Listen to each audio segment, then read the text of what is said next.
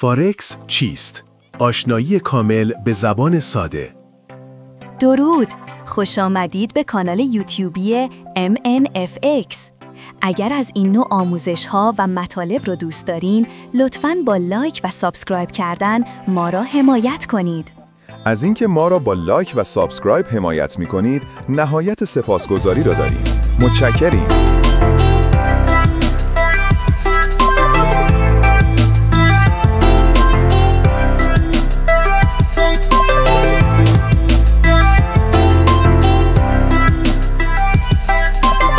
آیا تا به حال به نوسانات نرخ ارز فکر کرده اید؟ یا اینکه چگونه شرکت‌های بزرگ بین‌المللی با ارزهای مختلف معامله می‌کنند؟ اگر به دنیای پیچیده اقتصاد جهانی علاقه‌مندید، حتماً با مفهوم فارکس برخورد کرده اید. فارکس بزرگترین بازار مالی جهان است که در آن ارزهای مختلف به طور مداوم خرید و فروش می‌شوند. این بازار فرصت‌های بی‌نظیری را برای سرمایه‌گذاری و کسب سود فراهم می‌کند، اما در عین حال ریسک‌های خاص خود را نیز دارد. فارکس یا بازار تبادل ارز خارجی بزرگترین و پرحجم‌ترین بازار مالی جهان است که در آن ارزهای مختلف به طور مداوم خرید و فروش می‌شوند. تصور کنید می‌خواهید به یک سفر خارجی بروید. برای این کار باید ارز کشور مقصد را تهیه کنید. این فرایند ساده از یک معامله در بازار فارکس است. اما فارکس بسیار فراتر از صرفاً تبدیل ارز برای سفر است. در این بازار شرکت‌ها، بانک‌ها، سرمایه‌گذاران و حتی افراد عادی می‌توانند ارزهای مختلف را خرید و فروش کنند. این بازار به دلیل حجم بالای معاملات و تأثیر آن بر اقتصاد جهانی از اهمیت بسیار بالایی برخوردار است. برخی از مزایای جذاب معاملات فارکس عبارتند است: روانسازی تجارت جهانی. فارکس نقش حیاتی در تسهیل تجارت بین‌المللی ایفا می‌کند. شرکت‌ها برای واردات و صادرات کالا و خدمات نیاز به تبدیل ارز دارند. دسترسی آسان و 24 ساعته. بازار فارکس به صورت 24 ساعته در 5 روز هفته باز است. بنابراین فرصت‌های معاملاتی متنوعی را در اختیار معامله‌گران قرار می‌دهد. نوسانات بالا. نوسانات نرخ ارزها می‌تواند فرصت‌های سودآوری بالایی را برای معامله‌گران ماهر فراهم کند. نقدینگی بالا. به دلیل حجم بالای معاملات، ورود و خروج از بازار فارکس به راحتی امکان پذیر است. بازار فارکس چگونه کار می‌کند؟ بازار فارکس بر اساس مفهوم جفت ارزها عمل می‌کند. هر جفت ارز شامل دو ارز مختلف است، مانند EUR/USD یورو دلار آمریکا یا GBP/JPY پوند انگلیس ین ژاپن. در این جفت ارزها ارز اول ارز پایه و ارز دوم ارز مرجع نامیده می‌شود. معاملات فارکس بر اساس نرخ ارز انجام می شود. نرخ ارز نشان می دهد که چند واحد از ارز مرجع برای خرید یک واحد از ارز پایه لازم است. به عنوان مثال، اگر نرخ ارز EUR/USD برابر با 1.10 باشد، به این معنی است که برای خرید 1 یورو به 1.10 دلار آمریکا نیاز دارید. در ادامه با برخی از مهمترین اصطلاحات در فارکس آشنا می‌شویم. اسک و بید در فارکس چیست؟ در بازار فارکس دو قیمت برای هر جفت ارز وجود دارد: قیمت خرید بید و قیمت فروش اسک. قیمت خرید قیمتی است که معامله‌گر می‌تواند ارز پایه را به فروش برساند و قیمت فروش قیمتی است که معامله‌گر می‌تواند ارز پایه را خریداری کند. تفاوت بین قیمت خرید و فروش به عنوان اسپرد شناخته می‌شود. پیپ در فارکس چیست؟ پیپ واحد اندازه‌گیری تغییرات نرخ ارز است. معمولاً یک پیپ معادل 4 رقم اعشار نرخ ارز است. به عنوان مثال، اگر نرخ ارز EUR.USD از 1.1000 به 1.1001 افزایش یابد، یک پیپ تغییر کرده است. همراهان گرامی، اگر تا اینجای آموزش را پسندید، دکمه لایک را برای حمایت از کانال فشار دهید. اهرم در فارکس چیست؟ اثر اهرم مالی، لورج، به معامله‌گران اجازه می‌دهد تا با استفاده از سرمایه اولیه کوچکتر معاملات بزرگتری انجام دهند. به عنوان مثال، اگر اهرم مالی 1% باشد، با استفاده از $1000 سرمایه می‌توان معاملاتی به ارزش 100,000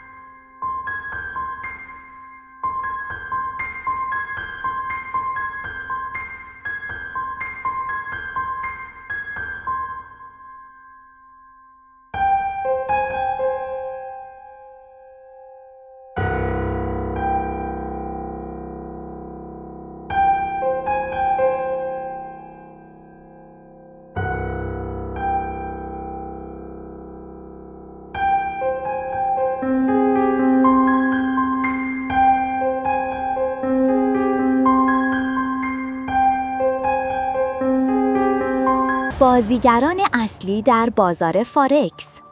بازار فارکس یک عرصه پویا است که توسط بازیگران مختلفی شکل می‌گیرد. هر یک از این بازیگران نقش مهمی در تعیین نرخ ارزها و جهتگیری بازار دارند. با وجود این، در فهرست زیر بازیگران اصلی را فهرست کرده ایم. بانک‌های تجاری. این بانک‌ها نقش واسطه‌ای بین مشتریان واسطه‌ای بین بازار فارکس را ایفا می‌کنند. آنها به مشتریان خود امکان می‌دهند تا ارز خریداری کنند، ارز بفروشند و معاملات ارزی انجام دهند. فعالیت‌های بانک‌های تجاری در حجم معاملات و نوسانات نرخ ارزها تأثیرگذار است. بانک‌های مرکزی. بانک‌های مرکزی هر کشور مسئولیت کنترل عرضه پول و تنظیم سیاست‌های پولی را بر عهده دارند. تصمیمات بانک‌های مرکزی در مورد نرخ بهره، سیاست‌های پولی و دخالت در بازار ارز می‌تواند تأثیر قابل توجهی بر نرخ ارزها داشته باشد. بانک‌های سرمایه‌گذاری. این بانک‌ها به سرمایه‌گذاران نهادی و شرکت‌های بزرگ در انجام معاملات ارزی کمک می‌کنند. آنها همچنین در فعالیت‌های معاملاتی خود از استراتژی‌های پیچیده‌تری استفاده می‌کنند. معامله‌گران خرده فروش، ریتیل تریدرز. این گروه شامل افرادی می‌شود که به صورت شخصی و مستقل در بازار فارکس فعالیت می‌کنند. معامله‌گران خرده فروش معمولاً از پلتفرم‌های معاملاتی آنلاین استفاده می‌کنند و حجم معاملات آنها نسبت به سایر بازیگران کمتر است. صندوق‌های سرمایه‌گذاری. این صندوق‌ها با جمع‌آوری سرمایه از سرمایه‌گذاران در بازارهای مختلف مالی از جمله فارکس سرمایه‌گذاری می‌کنند. فعالیت‌های صندوق‌های سرمایه‌گذاری می‌تواند تأثیر قابل توجهی بر نوسانات نرخ ارزها داشته باشد. فعالیت‌های این بازیگران مختلف به صورت مستقیم یا غیر مستقیم بر عرضه و تقاضای ارزها در بازار تأثیر می‌گذارد و در نتیجه نرخ ارزها را تحت تأثیر قرار می‌دهد. درک نقش هر یک از این بازیگران برای تحلیل بازار فارکس و پیشبینی روندهای آن بسیار مهم است. چگونه وارد بازار فارکس شویم؟ ورود به بازار فارکس که بزرگترین بازار مالی جهان است، می‌تواند فرصتی جذاب برای کسب سود و تجربه عملی در معاملات ارزی باشد، اما در عین حال نیازمند آگاهی و برنامه‌ریزی دقیق است. فارکس بازاری است که در آن ارزهای مختلف دنیا به صورت جفتی معامله می‌شوند و روزانه میلیاردها دلار در آن جابجا می‌شود. به همین دلیل این بازار نوسانات زیادی دارد و بدون داشتن دانش کافی ریسک از دست دادن سرمایه در این بازار افزایش می‌یابد. اولین قدم برای ورود به بازار فارکس آموزش اصول پایه است. شناخت مفاهیمی مانند جفت ارزها، اسپرد، اهرم مالی، پیپ و تحلیل‌های بنیادی و تکنیکال پایه‌ای ترین دانش مورد نیاز معامله‌گران این بازار است. در ادامه لازم است تا علاقه‌مندان به فعالیت در بازار فارکس با نحوه انتخاب بروکر معتبر. بروکر فارکس میبایست مجوزهای بین المللی داشته باشد و شرایط معاملاتی شفافی ارائه کند. از سوی دیگر، یک بروکر خوب ابزارهای تحلیلی مناسبی را در اختیار تریدرها قرار می‌دهد.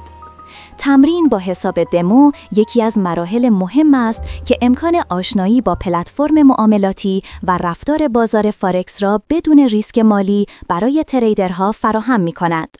تنها پس از کسب تجربه و اعتماد به استراتژی‌های معاملاتی می‌توان وارد حساب واقعی شد و با سرمایه‌ای کوچک معاملات را شروع کرد. در نهایت، مدیریت ریسک و داشتن برنامه معاملاتی منظم کلید موفقیت در فارکس است. تعیین حد ضرر، حجم معامله مناسب و پایبندی به استراتژی شخصی باعث کاهش ریسک و افزایش شانس موفقیت در این بازار پرنوسان می شود. با آموزش، تمرین و رعایت اصول مدیریت ریسک، ورود به فارکس می تواند تجربه سودآور باشد. مدارک لازم برای ثبت نام در فارکس. ثبت نام در بازار فارکس یکی از اولین گام‌ها برای ورود به دنیای معاملات بین‌المللی است. کارگزاری‌ها یا همان بروکرها برای ارائه خدمات معاملاتی موظفند هویت و اقامت مشتریان خود را بررسی کنند. این فرایند که برای شناخت مشتری انجام می‌شود، باعث افزایش امنیت مالی در کارگزاری‌ها می‌شود. در ادامه، مدارک لازم برای ثبت نام در فارکس را شرح می‌دهیم. مدارک هویتی. اولین و مهمترین مدرک شناسایی معتبر است. پاسپورت، کارت ملی یا گواهینامه رانندگی بیشترین کاربرد را دارند. در این مدارک باید اطلاعاتی مانند نام کامل، تاریخ تولد، عکس و تاریخ اعتبار مدرک به صورت خوانا درج شده باشد. مدرک تایید آدرس. برای اطمینان از صحت آدرس محل اقامت کارگزاری‌ها معمولاً یک مدرک رسمی دارای آدرس درخواست می‌کنند. این مدرک می‌تواند شامل قبض خدماتی یا صورت حساب بانکی مربوط به 3 ماه اخیر باشد. نام و آدرس ثبت شده باید دقیقاً با اطلاعات ارائه شده هنگام ثبت نام مطابقت داشته باشد. اطلاعات بانکی و روش پرداخت. برخی بروکرها به منظور تایید روش‌های واریز و برداشت، تصویر کارت بانکی یا نامه رسمی بانک را مطالبه می‌کنند. در این حالت، معامله‌گر می‌تواند بخش‌های حساس کارت خود را مخفی کند. تکمیل فرم‌های آنلاین. آخرین مرحله مربوط به پر کردن فرم‌های ثبت نام آنلاین است که شامل اطلاعات شخصی و پذیرش شرایط و قوانین کارگزاری می‌شود. انواع معاملات فارکس. در بازار فارکس انواع مختلفی از معاملات وجود دارد که هر کدام ویژگی‌ها، مزایا و معایب خاص خود را دارند. برخی از مهمترین انواع معاملات فارکس در ادامه آورده شده اند. معاملات اسپات ترانزکشنز. این نوع معاملات رایج‌ترین نوع معاملات در فارکس است. در معاملات اسپات، ارزها در لحظه حاضر و با نرخ ارز جاری خرید و فروش می‌شوند. تسویه حساب این معاملات معمولاً ظرف 2 روز کاری انجام می‌شود. مزایای این نوع معاملات سادگی، نقدینگی بالا و انعطاف پذیری بالاست. اما معایب آن شامل ریسک نوسانات نرخ ارز در بازه زمانی تسویه حساب می‌شود. معاملات فوروارد کانترکتس. در این نوع معاملات دو طرف قرارداد توافق می‌کنند که یک مقدار مشخص از ارز را در تاریخ مشخصی در آینده با نرخ ارز مشخصی مبادله کنند. از جمله مزایای این معامله می‌توان به کاهش ریسک نوسانات نرخ ارز برای شرکت‌ها و افرادی اشاره کرد که در آینده نیاز به ارز دارند. معایب آن نیز شامل انعطاف پذیری کمتر نسبت به معاملات اسپات و نیاز به یافتن طرف معامله مناسب است. معاملات فیوچرز کانترکتس. معاملات فیوچرز قراردادهای استاندارد شده‌ای هستند که در بازارهای آتی معامله می‌شوند. این قراردادها مشخص می‌کنند که یک مقدار مشخص از ارز در تاریخ مشخصی در آینده با نرخ ارز مشخصی مبادله خواهد شد. از مزایای فیوچرز میتوان به نقدینگی بالا، امکان استفاده از اهرم مالی و کاهش ریسک نوسانات نرخ ارز اشاره کرد. معایب آن نیز شامل محدودیت در انتخاب تاریخ و نرخ ارز و ریسک حاشیه سپرده می شود. معاملات آپشن کانترکت. قراردادهای آپشن به خریدار حق نه الزام خرید یا فروش یک مقدار مشخص از ارز در تاریخ مشخصی در آینده با نرخ ارز مشخصی را می‌دهند. مزایای این معاملات در فهرست زیر آورده شده است: محدود کردن ریسک زیان، امکان سود بردن از افزایش و کاهش نرخ ارز. معایب این معاملات نیز شامل هزینه حق تقدم، پریمیوم برای خرید آپشن و پیچیدگی بیشتر نسبت به سایر معاملات است.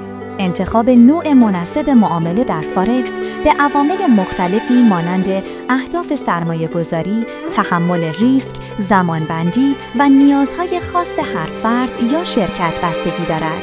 درک مزایا و معایب هر نوع معامله به معامله‌گران کمک می‌کند تا استراتژی‌های معاملاتی خود را بهینه کنند و ریسک‌های خود را مدیریت کنند. تحلیل تکنیکال و بنیادی در فارکس. برای موفقیت در معاملات فارکس، تحلیل دقیق بازار بسیار مهم است. دو روش اصلی برای تحلیل بازار فارکس وجود دارد که تحلیل تکنیکال و تحلیل بنیادی و در ادامه به آنها پرداخته‌ایم. تحلیل تکنیکال در فارکس چیست؟ تحلیل تکنیکال بر مطالعه نمودارهای قیمت و شناسایی الگوهای قیمتی و روندها متمرکز است. این روش بر این فرض استوار است که گذشته قیمت رفتار آینده قیمت را پیش بینی می‌کند. ابزارهای تحلیل تکنیکال. ابزارهایی که برای تحلیل تکنیکال استفاده می‌شود را در فهرست زیر آورده‌ایم. میانگین‌های متحرک Moving Averages. میانگین‌های متحرک میانگین قیمت یک ارز در یک بازه زمانی مشخص هستند. آنها می‌توانند برای شناسایی روندها و نقاط ورود و خروج از معاملات استفاده شوند. شاخص MACD Moving Average Convergence Divergence. اندیکاتور مکدی تفاوت بین دو میانگین متحرک را نشان می‌دهد و می‌تواند برای شناسایی نقاط ورود و خروج از معاملات و تشخیص تغییر روندها استفاده شود. شاخص RSI قدرت نسبی یک ارز را در یک بازه زمانی مشخص نشان می‌دهد. RSI می‌تواند برای شناسایی شرایط اشباع خرید و فروش و پیشبینی تغییر روندها استفاده شود. الگوهای نموداری. الگوهای نموداری مانند الگوی سر و شانه، مثلث، پرچم و پرچم سه‌گوشه می توانند برای پیشبینی حرکت‌های آتی قیمت استفاده شوند. تحلیل بنیادی در فارکس چیست؟ تحلیل بنیادی بر عوامل اقتصادی، سیاسی و اجتماعی که بر ارزش یک ارز تأثیر می‌گذارند تمرکز دارد. این روش شامل بررسی عوامل اقتصادی مانند نرخ بهره، تورم، تولید ناخالص داخلی، GDP، نرخ بیکاری، تراز تجاری و همچنین عوامل سیاسی مانند انتخابات، جنگ‌ها و تحریم‌ها است. عوامل اقتصادی مهم: نرخ بهره، تورم، تولید ناخالص داخلی، نرخ بیکاری، تراز تجاری، رشد اقتصادی، سیاست‌های پولی و مالی دولت‌ها. عوامل سیاسی و اجتماعی: انتخابات، جنگ‌ها، تحریم‌ها، تغییرات سیاسی، حوادث طبیعی، رویدادهای اجتماعی و فرهنگی. اهمیت ترکیب تحلیل تکنیکال و بنیادی در فارکس چیست؟ هیچ کدام از روش‌های تحلیل تکنیکال و بنیادی به تنهایی نمی‌توانند به طور کامل بازار فارکس را پیش‌بینی کنند. برای تصمیم‌گیری‌های معاملاتی آگاهانه توصیه می‌شود از ترکیبی از هر دو روش استفاده شود. تحلیل تکنیکال می‌تواند به شناسایی فرصت‌های معاملاتی کوتاه مدت و تعیین نقاط ورود و خروج از معاملات کمک کند. در حالی که تحلیل بنیادی می‌تواند به درک روندهای بلند مدت و ارزیابی چشمانداز کلی بازار کمک کند. نکته: تحلیل بازار فارکس یک فرایند پیچیده و مستمر است که نیاز به دانش، تجربه و تمرین مداوم دارد. هیچ تضمینی برای موفقیت در معاملات فارکس وجود ندارد و ممکن است متحمل ضررهای مالی شوید. ریسک‌ها و پاداش‌های معاملات فارکس. معاملات فارکس فرصت‌های سودآوری را در اختیار معامله‌گران قرار می‌دهد، اما در عین حال ریسک‌های قابل توجهی نیز به همراه دارد. ریسک‌های معاملات فارکس. در فهرست زیر به ریسک‌های معاملات اشاره کرده‌ایم. نوسانات شدید نرخ ارز. نرخ ارزها به طور مداوم در حال تغییر هستند و ممکن است نوسانات شدیدی را تجربه کنند. این نوسانات می تواند منجر به ضررهای قابل توجهی برای معامله‌گران شود. اثر اهرم مالی. اهرم مالی به معامله‌گران اجازه می‌دهد تا با استفاده از سرمایه اولیه کوچکتر معاملات بزرگتری انجام دهند. در حالی که اهرم مالی می‌تواند سودها را افزایش دهد، می‌تواند ضررهای معامله‌گران را نیز به شدت تقویت کند. ریسک رویدادهای غیرمنتظره. رویدادهای غیرمنتظره مانند بحران‌های اقتصادی، جنگ‌ها، تحریم‌ها و حوادث طبیعی می‌توانند تأثیر قابل توجهی بر نرخ ارزها داشته باشند و منجر به ضررهای سنگین شوند. خطر روانشناسی. عوامل روانشناختی مانند ترس، طمع، احساسات و تصمیم‌گیری‌های احساسی می‌توانند بر تصمیم‌گیری‌های معاملاتی تأثیر منفی بگذارند و منجر به ضررهای قابل توجهی شوند. نحوه مدیریت ریسک در فارکس چیست؟ در فهرست زیر به نحوه مدیریت ریسک در معاملات فارکس پرداخته‌ایم. استفاده از حد ضرر استاپ لاس اوردرز. تعیین حد ضرر به معامله‌گران اجازه می‌دهد تا میزان ضرر احتمالی خود را محدود کنند. حد ضرر دستور فروش خودکار یک موقعیت معاملاتی در صورتی است که قیمت ارز به سطح مشخصی برسد. کنترل اندازه موقعیت پوزیشن سایزینگ. تعیین اندازه مناسب برای هر معامله یکی از مهمترین اصول مدیریت ریسک است. معامله‌گران باید از ریسک کردن بیش از حد سرمایه خود اجتناب کنند و تنها بخشی از سرمایه خود را در هر معامله به خطر بیاندازند. تحلیل و برنامه‌ریزی دقیق. قبل از هر معامله، تحلیل دقیق بازار و تدوین یک برنامه معاملاتی دقیق می‌تواند به کاهش ریسک و افزایش احتمال موفقیت کمک کند. آموزش و تمرین. آموزش مداوم و تمرین مستمر به معامله‌گران کمک می‌کند تا دانش و مهارت‌های خود را بهبود ببخشند و ریسک‌های خود را بهتر مدیریت کنند. پاداش‌های معاملات فارکس چه هستند؟ در زیر به پاداش‌های فارکس اشاره کرده‌ایم. پتانسیل سودآوری بالا. نوسانات نرخ ارزها می‌تواند فرصت‌های سودآوری بالایی را برای معامله‌گران ماهر فراهم کند. انعطاف پذیری بالا. معاملات فارکس به صورت 24 ساعته در 5 روز هفته انجام می‌شود و به معامله‌گران انعطاف پذیری بالایی در زمان معامله می‌دهد. دسترسی آسان. ورود به بازار فارکس نسبت به سایر بازارهای مالی به طور کلی ساده‌تر است. چگونه یک معامله‌گر فارکس موفق شویم؟ موفقیت در معاملات فارکس نیازمند تلاش، پشتکار، آموزش مداوم و مدیریت ریسک دقیق است. در ادامه برخی از گام‌های مهم برای تبدیل شدن به یک معامله‌گر فارکس موفق ارائه شده است. آموزش و یادگیری مستمر. برای یادگیری مستمر، روش‌های زیر پیشنهاد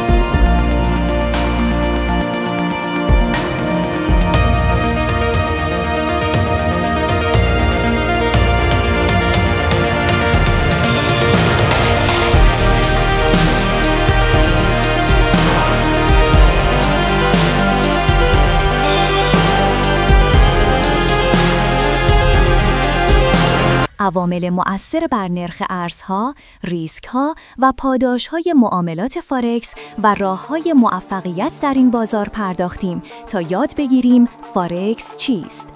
فارکس بزرگترین و پرحجمترین بازار مالی جهان است که نقش بسیار مهمی در اقتصاد جهانی ایفا می‌کند.